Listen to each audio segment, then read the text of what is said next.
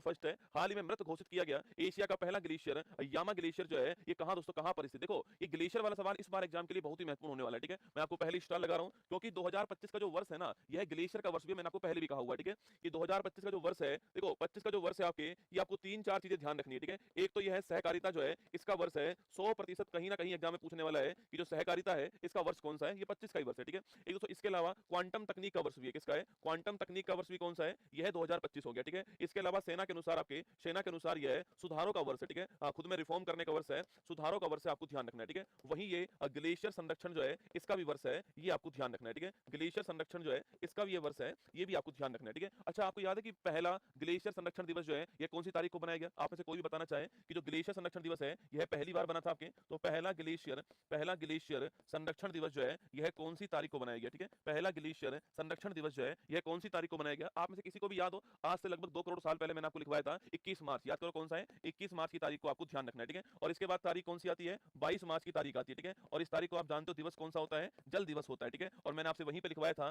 कि इस बार जल दिवस की जो थीम है आपके वो है क्या है? ग्लेशियर संरक्षण जो है यह जल दिवस की थीम है, ये आपको ध्यान रखना है, ठीक है। इसलिए बार-बार कह रहा हूं कि इस साल जो है इस ग्लेशियर वाले टॉपिक से सवाल बन सकता है, चाहे तो इसका पहला दिवस पूछ ले आपसे, चाहे इसकी थीम पूछ ले आपसे, चाहे आपसे 25 का वर्ष पूछ ले, यहां सवाल आपके बन सकता है, ठीक है। अब दोस्तों एशिया का पहला ग्लेशियर जो डेड घोषित कर दिया गया या फिर जो ग्लेशियर नहीं बचा है, ठीक है, तो लिखिएगा एशिया का पहला ग्लेशियर, एशिया का पहला मृत ग्लेशियर कौन सा बन चुका है? एशिया का पहला मृत ग्लेशियर, जो ग्लेशियर बचा ही नहीं आपके, जो बर्फ पिघल चुकी है, पानी बन चुका है, वह कौन सा लिखना आपके? वह हो गया याला ग्लेशियर। कौन सा हो गया? याला ग्लेशियर हो गया। ये याला ग्लेशियर कहां पर है? यह है नेपाल के अंदर। कहां पर बेटा? नेपाल के अंदर है। और ये एशिया का पहला मृत ग्लेशियर है, मतलब ऐसा ग्लेशियर जो आपके पिघल चुका है, जो ग्लेशियर नहीं बचा है वो आपके सामने यहाँ पर, ठीक है। तो एशिया का पहला ग्लेशियर जो मृत हो चुका है वो कौन सा है? नेपाल का याला ग्लेशियर हो गया है। और इसका पिघलने का दोस्तों कारण क्या आपके? इसके पिघलने का कारण है ग्लोबल वार्मिंग। क्या है? ग्लोबल वार्मिंग जो है ये पिघलने का कारण है आपकी, इसे कहते हैं पृथ्वी के तापमान में होने वाली लगातार वृद्धि, ठीक है। तो पृथ्वी के तापमान में लगातार होने वाली वृद्धि जो है, पृथ्वी के तापमान में लगातार होने वाली जो वृद्धि है, इसे हम क्या बोलते हैं? इसे हम कहते हैं, लिखना आपकी ग्लोबल वार्मिंग कहते हैं, ये आपको ध्यान रखना है, ठीक है। तो पृथ्वी के तापमान में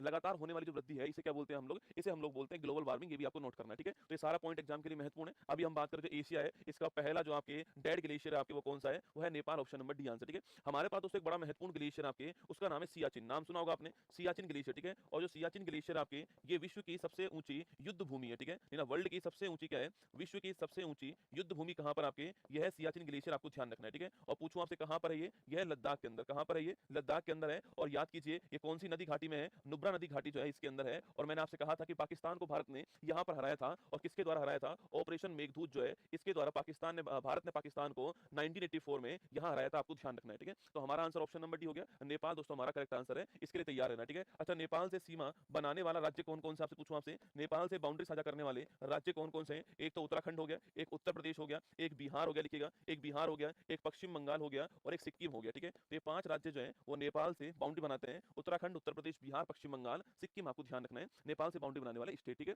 चलिए आगे बढ़ते हैं। द एंड ऑफ याला glacier Himalayan ecology in crisis जो है वो समाप्त हो चुका है, सांकेतिक प्रोग्राम जो है वो भी हो चुका है, ठीक है। हाल ही में